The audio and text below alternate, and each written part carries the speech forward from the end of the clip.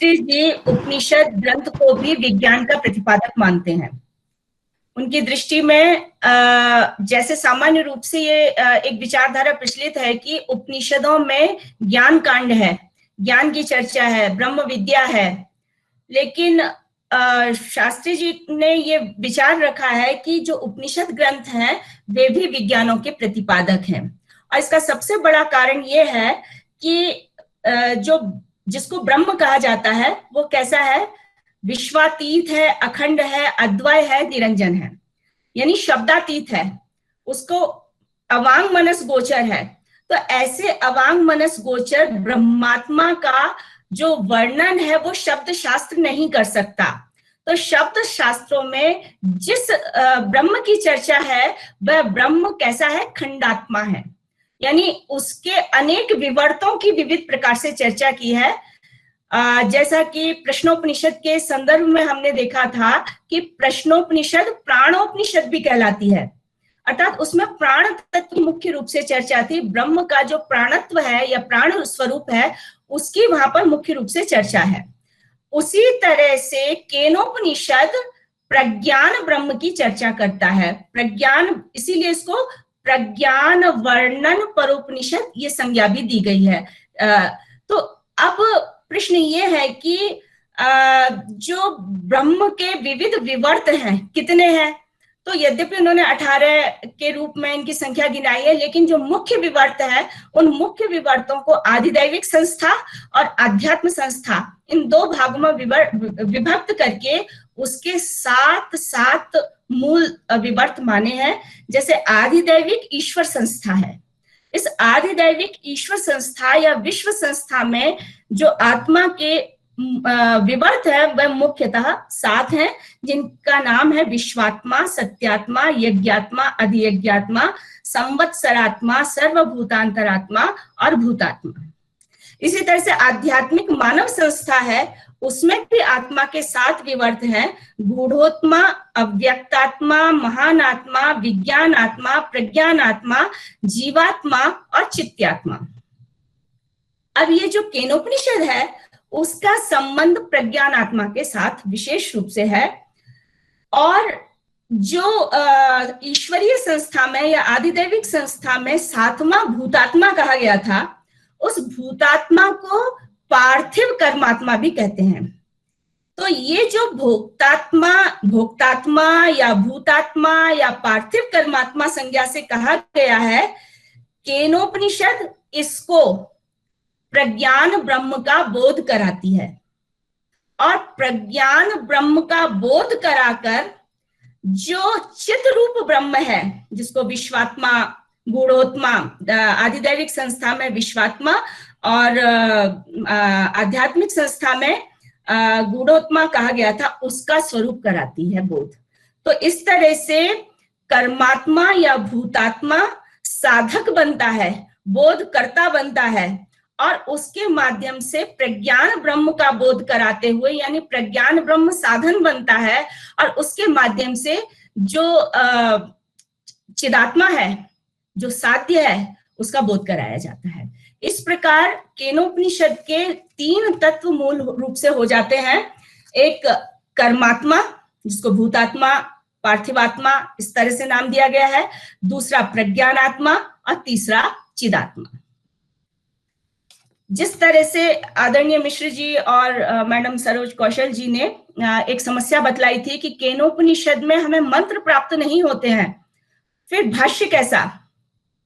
तो मोतीलाल जी के विमर्श में, केनोपनिषद विमर्श में एक व्यवस्था दी गई है जिसमें मूल केनोपनिषद के 34 मंत्रों को अपनी विशेष शैली में, अपने विशेष प्रतिपाद्य की दृष्टि से 4 खंडों में विभक्त किया गया है।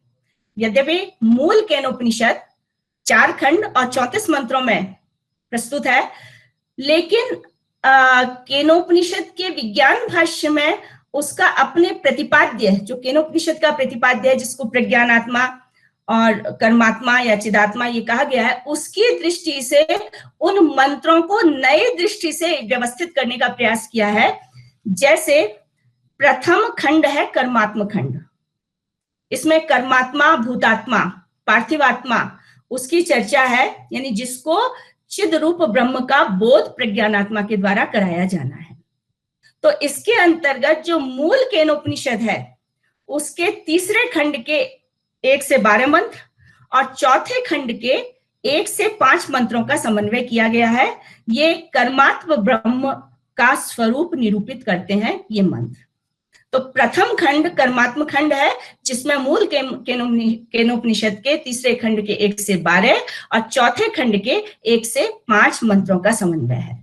दूसरा खंड है प्रज्ञानात्म खंड। इसके अंतर्गत मूल केनोपनिषद के प्रथम खंड के 1 से 8 मंत्रों का समावेश है। यह ब्रह्म के प्रज्ञान स्वरूप का वर्णन करता है।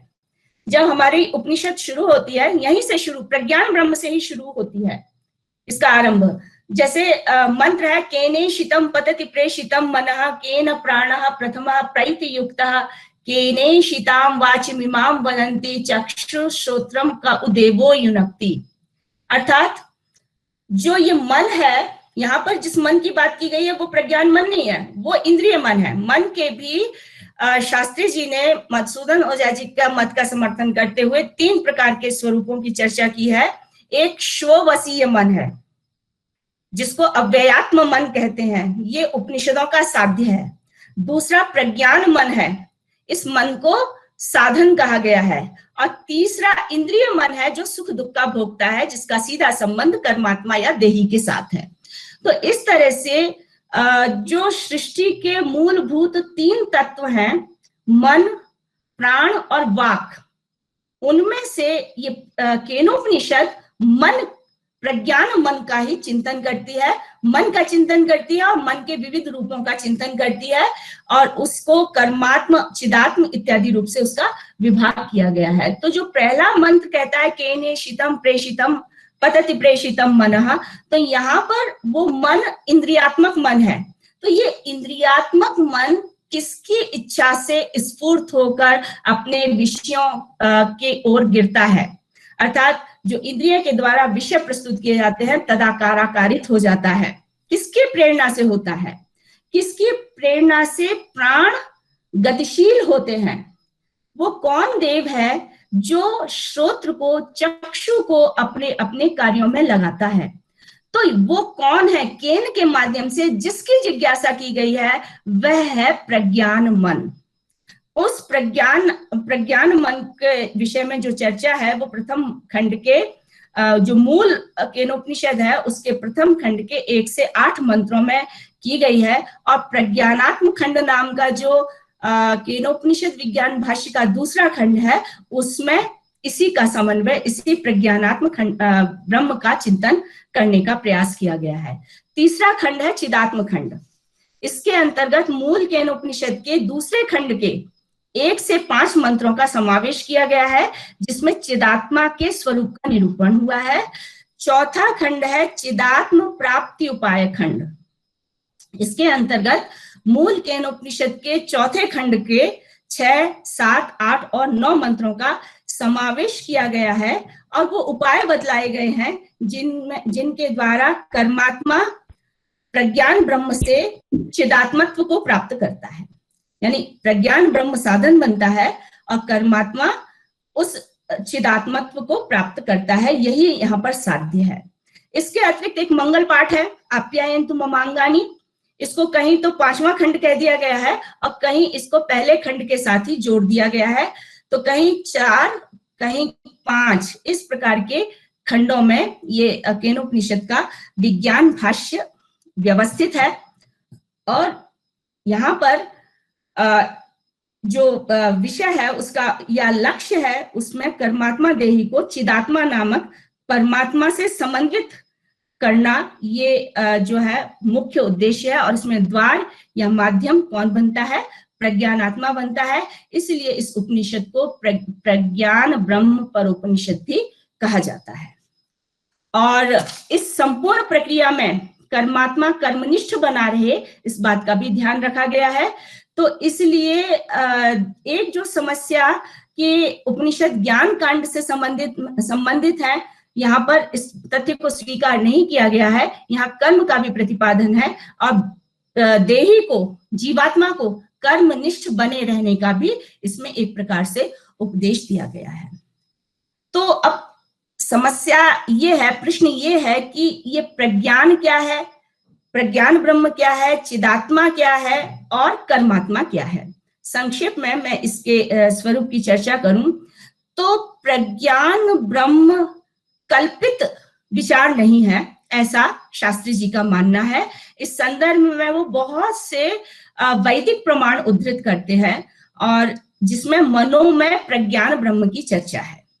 जैसे यजुर्वेद का संकल्प सूक्त कहता है, यज्जाग्रतो दूर मुदैति दैवं तद सुप्तस्य तथैवेति दूरं गमन ज्योतिकान ज्योतिरेकं तन्मे मनः शिव संकल्पमस्तु। यहाँ पर मन के विषय में कहा जाता है, जो जागते हुए पुरुष का दूर चला जाता है, सोते हुए का निकट आ जाता है, जो भूत भविष्य वर्तमान और सन्निकृष्ट या दूरस्थ सबका एकमात्र ज्ञाता है, जो विषयों का ज्ञान प्राप्त कराने वाले श्रोत्रादि जो इंद्रियां हैं उनका भी प्रकाशक है, ज्योतिरेकन तन्मे ज्योतिषाम ज्योति जो ये कहा गया है।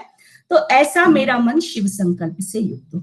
वही प्रश्न यहाँ पर किया है कि केनेशितम पतति प्रेषितम मनः, किसके द्वारा प्रेरित किया जाता है, और उत्तर हमें ये शिव संकल्प सूक्त देता है कि वह मन है, वह प्रज्ञान मन है। एक अगले मंत्र में स्पष्ट, यत् प्रज्ञानमुत चेतो धृतिश्च, उसके बहुत सारे रूप हैं। प्रज्ञानमुत चेतो धृतिश्च यज्योतिरमृतम प्रजासु यस्मान्न ऋते किंचन कर्म क्रियते। हमारा जो कर्मात्मा है, देही है, वो कोई भी कर्म नहीं कर पाता, जिसके कारण जो प्रज्ञान का कारण है, चेतना और धृति रूप है, और जो समस्त प्रजाओं के हृदय में भी व्याप्त रहता है, ऐसा मन। तो इस प्रकार से यहाँ पर मनोमय प्रज्ञान ब्रह्म को सिद्ध करने के लिए यहाँ शिव संकल्प सूक्त के उदाहरण भी प्रस्तुत किए गए हैं। तो ये मनोमय प्रज्ञान ब्रह्म ही यहाँ का मूल प्रतिपाद्य है। इसके अतिरिक्त विचारणीय ये है कि चिदात्मा क्या है, क्योंकि चिदात्मा साध्य है, प्राप्तव्य है। तो उस चिदात्मा ब्रह्म के रूप को स्पष्ट करने के लिए इन्होंने उसके विविध विवर्तों की चर्चा की है और उसको एक नाम दिया है, प्रजापति, आत्मा, प्राण और पशु की त्रिपुटी है।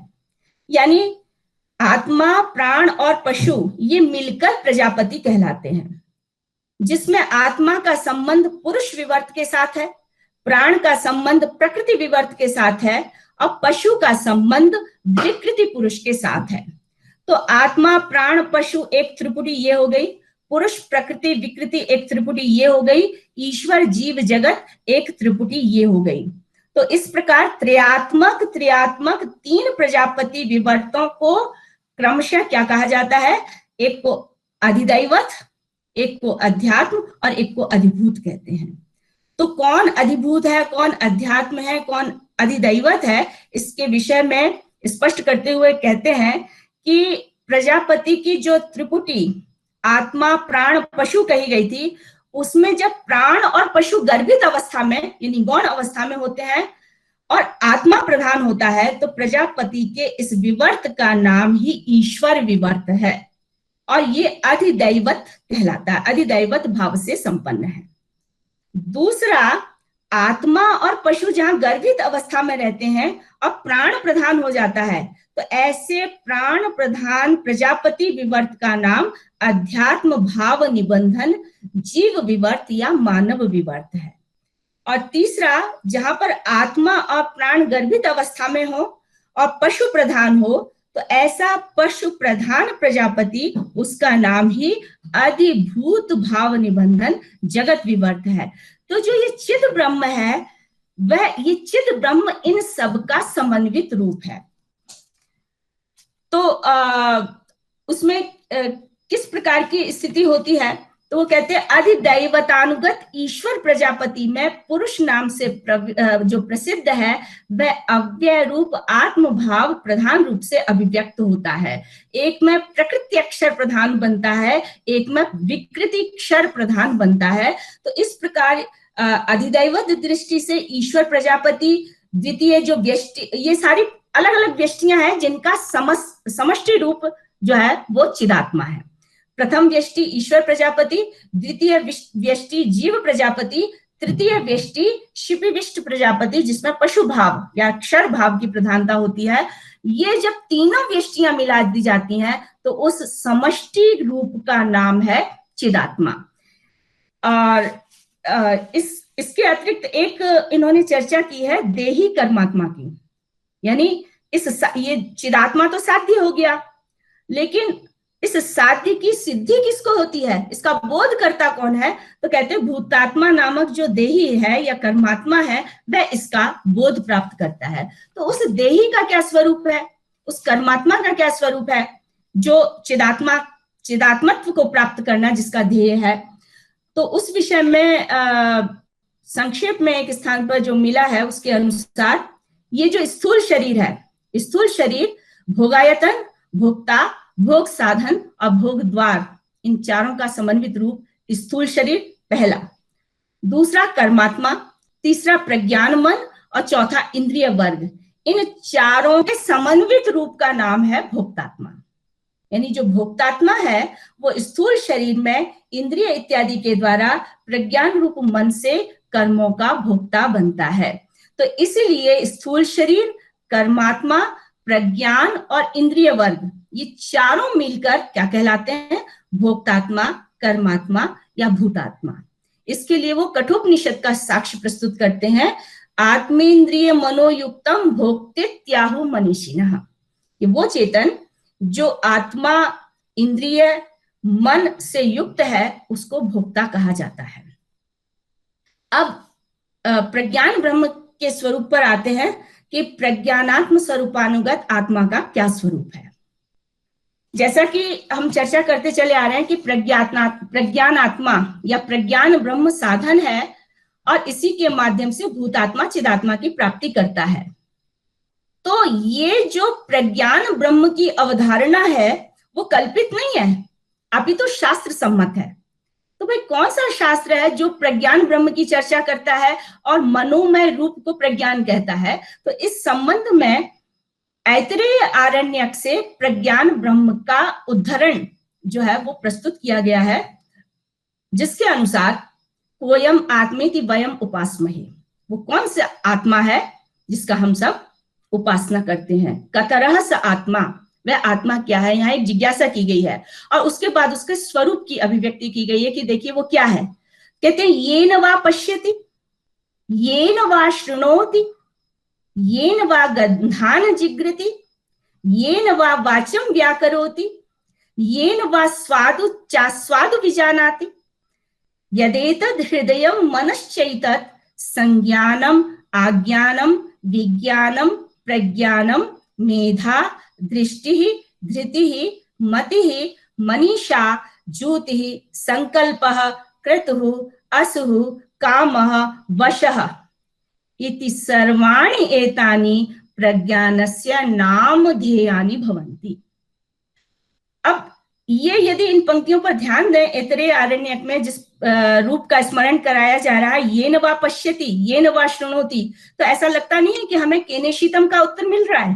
केनेशितम पतति प्रेषितम मनः, मन किसके द्वारा प्रेषित किया जाता है और अपने विषयों की ओर दौड़ता है? प्राण को कौन प्रेरित करता है, कौन गतिशील बनाता है? तो यहाँ पर उत्तर देते हैं येन पश्यति, जिसके द्वारा देखा जाता है, येन शृणोति, जिसके द्वारा सुनता है। कौन सुनता है? कर्मात्मा।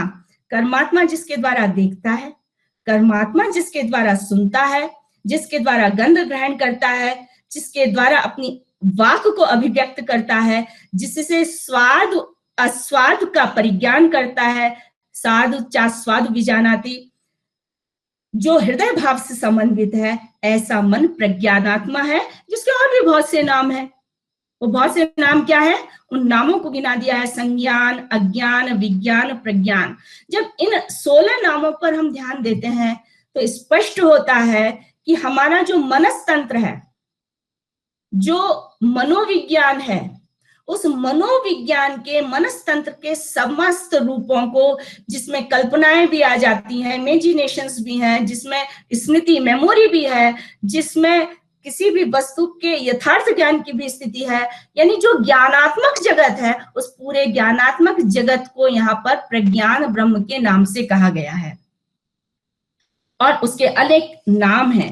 तो इन नामों पर यदि हम अपना विचार देखें कि क्या है ये, किसको कहते हैं संज्ञान, किसको कहते हैं अज्ञान, किसको कहते हैं विज्ञान, किसको कहते हैं प्रज्ञान, तो उनके स्वरूप को भी स्पष्ट करते हुए शास्त्री जी स्पष्ट करते हैं कि जो मन के 3 रूप, अभी थोड़ी देर पहले मन के 3 रूपों की मैंने चर्चा की थी, श्ववसीय मन जो अव्यय है, एक दूसरा प्रज्ञान वृत्ति है और तीसरा इंद्रिय। तो जो श्ववसीय नामक अव्यय मन है वह प्रज्ञान वृत्ति वाला होता हुआ विविध प्रकार के व्यापारों में संलग्न होता है, जबकि श्ववसीय तो साध्य है और ये प्रज्ञान क्या है, उसका साधन है। तो किसे कहते हैं, तो स्पष्ट करते हैं कि अव्यय मन की जो प्रज्ञान मनोवृत्ति है उसको संज्ञान कहा जाता है, यही आत्मज्ञान है। महत मन की जो प्रज्ञान मनोवृत्ति है उसको आज्ञान कहा गया है, ये प्रकृति ज्ञान है। विज्ञान बुद्धि की प्रज्ञान मनोवृत्ति को विज्ञान कहा गया है, इसको बौद्धिक ज्ञान भी कह सकते हैं सरल भाषा में। स्वस्वरूप की या स्वस्वरूप से अनुगत जो प्रज्ञान मनोवृत्ति है उसको प्रज्ञान नाम ही दिया है, इससे वैषयिक ज्ञान होता है। श्रद्धा रस से समन्वित जो प्रज्ञान मनोवृत्ति है उसको कहा जाता है मेधा, इससे किसी भी ज्ञान की दृढ़ता आती है। चाक्षुष प्रत्यक्ष पूर्वक प्रज्ञान मनोवृत्ति को दृष्टि कहते हैं। ये सारे नामकरण, ये जो 16 नाम है, इन सब का उल्लेख ऐतरेय आरण्यक में किया गया है। तो चाक्षुष प्रत्यक्ष पूर्वक जो प्रज्ञान मनोवृत्ति है उसे दृष्टि कहते हैं और इससे रूप का ज्ञान होता है। संस्कार ग्रहण पूर्वक जो प्रज्ञान मनोवृत्ति है उसका नामकरण धृति कहा गया था आरण्यक में, और ये धारणा शक्ति है।